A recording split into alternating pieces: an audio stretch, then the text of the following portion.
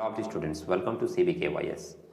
कल financial accounting 2 के exam में पेपर पैटर्न में एक मिस्टेक हो गई एक क्वेश्चन में, और उसके लिए बहुत सारे लोग तूफान मचाए हुए हैं कि वो क्वेश्चन गलत है तो सबको उसका फुल मार्क्स मिलना चाहिए, मैं सबको 10 में 10 मार्क्स दिलवा के रहूँगा।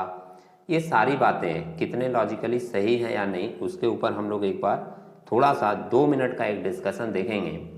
सबसे पहले मैं डायरेक्ट उस सम्स में ही चला जा रहा हूँ जिस सम्स में मिस्टेक आई थी। ये क्वेश्चन नंबर 4 आपका इन्वेस्टमेंट से रिलेटेड है, और इस क्वेश्चन में कहाँ पर मिस्टेक था वो हम लोग एक बार देख लेते हैं। फर्स्ट लाइन मेंशन कर रहा है mister P Sen furnishes the following details of his holding in 6% debenture of 100 each. ये जो 100 ईच स्टार्टिंग में दे दिया है ये आपका फेस वैल्यू है, सही है। और ईयर मेंशन किया है 2021 का। फर्स्ट लाइन जो दिया है ओपनिंग बैलेंस है 400, 6% डिवेंचर ऑफ 100 ईच, और जिसका कॉस्ट है 36,400।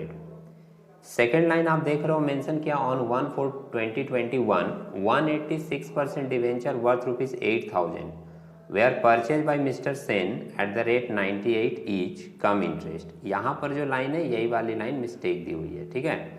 मिस्टेक क्या है कि 180 डिवेंचर अगर परचेज किया है तो इसका फेस वैल्यू 100 रुपये से अगर मल्टीप्लाई करेंगे तो यहाँ पर वैल्यू देना चाहिए था 18,000 रुपये, 18,000। 180 इंटू 100 करते हैं तो वैल्यू देना चाहिए था फेस वैल्यू कितना, 18,000, 18,000। तो ये 18,000 के जगह वैल्यू लिख दिया कितना, 8,000। ये गलत है। या फिर ऐसा हो सकता था कि यहाँ पर 180 के जगह 80 डिवेंचर होता, तो 80 डिवेंचर अगर होता तो वो भी 100 रुपये के हिसाब से वैल्यू आ जाता 8,000। तो उसको सम्स में दो चीज़ों को केयरफुली करेक्ट करके देना चाहिए था, या तो यहाँ पर 18,000 कर देता या यहाँ पर 80 कर देता, तो फिर ये पिक्चर सही होती। अब एक वर्ड के कारण जैसे बहुत सारे लोग ये बोल रहे हैं कि पूरा का पूरा मार्क्स मिलना चाहिए, स्टूडेंट को हम पूरा मार्क्स दिलवाएंगे, आप लोग इसको फैला दीजिए, सीयू तक पहुंचा दीजिए, भूकंप मचा दीजिए, सीयू का बिल्डिंग गिरा दीजिए, वगैरह वगैरह। ये सारी चीज़ें जो है ना लॉजिकली फैक्ट नहीं है। आप एक चीज़ समझ सकते हो, एक वर्ड सिर्फ गलत दिया हुआ है। मैं आपको 3 बातें बताता हूँ, उसके बाद आप डिसाइड कीजिएगा लॉजिकली क्या सही है या नहीं। सबसे पहले पेपर का फर्स्ट लाइन आप देखिए, पेपर के फर्स्ट लाइन में एक लाइन मेंशन रहता है स्टार्टिंग में ही, जो कि मैक्सिमम स्टूडेंट्स केयर नहीं करते हैं और वो लाइन को पढ़ते नहीं हैं। सबसे स्टार्टिंग में ही मेंशन रहता है, आप यहाँ देख सकते हैं, candidates are required to give their answer in their own words as far as practicable. मतलब कि अगर मान लीजिए पेपर में आपको कहीं पर भी कुछ चेंजेस लगता है, आपको ऐसा लगता है कि ये ऐसे नहीं हो सकता, इसको चेंज करके करना पड़ेगा, तो आप उसको चेंज करके कर सकते हैं। दैट मीन्स कि अगर आपको वहाँ पर ऐसा लगा कि नहीं यहाँ 80 डिवेंचर होना चाहिए तो आप इसको 80 डिवेंचर लेकर सम्स कर देते, तब आपको पूरा का पूरा मार्क्स मिलता, 10 में 10 मिलता। या फिर कोई बच्चा अगर ये बोलता कि नहीं यहाँ पर 18,000 होना चाहिए था, मैं 18,000 लेके सम्स बनाऊंगा, और वो 18,000 लेके सम्स बना देता, तब आपको पूरा 10 में 10 मार्क्स मिलता। ये फर्स्ट लॉजिक है। सेकेंड बात आप समझिए, सेकेंड बात क्या होती है कि जैसे कोई भी स्टूडेंट अगर इस सम्स को अटेंड ही नहीं किया, कुछ भी नहीं किया, इसके बारे में आधा अधूरा कुछ भी नहीं किया, तो क्या उसको भी 10 में 10 मार्क्स फुल मिलना चाहिए? सेकेंड पॉइंट है। और थर्ड एक पॉइंट है, आप सोचो कि सिर्फ इस लाइन में गलती है, बाकी की लाइन तो सही है, लेकिन कोई स्टूडेंट्स अगर ये बाकी का सारा लाइन भी गलत कर दिया है कैलकुलेशन में, तो उसको भी पूरा मार्क्स मिलना चाहिए।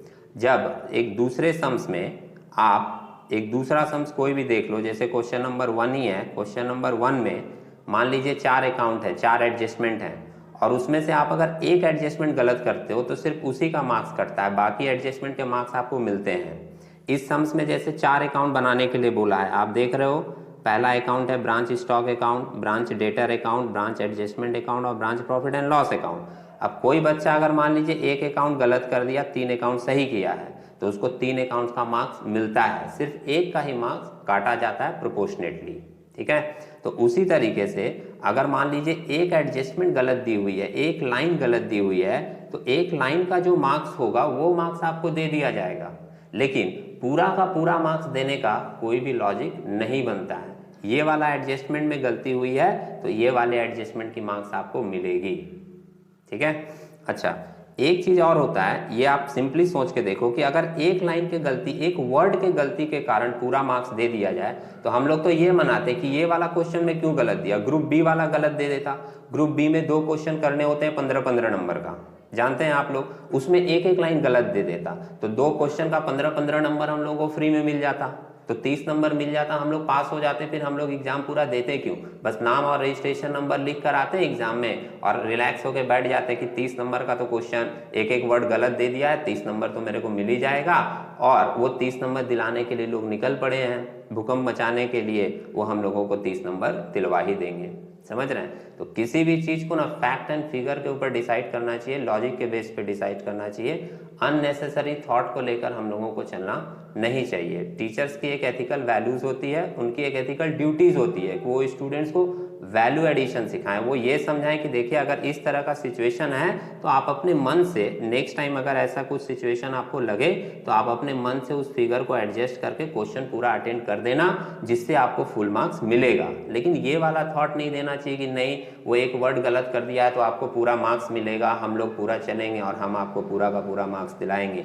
इस तरह का कोई भी थॉट वर्क नहीं करता। एक बात हमेशा ध्यान में रखिएगा कि ख्वाबों के बादलों में उड़ने से अच्छा है कि हम लोग हकीकत की ज़मीन पर चलें, जिससे ठोकरें तो लगेंगी लेकिन हम लोग ज़िंदगी में चलना सीख जाएंगे।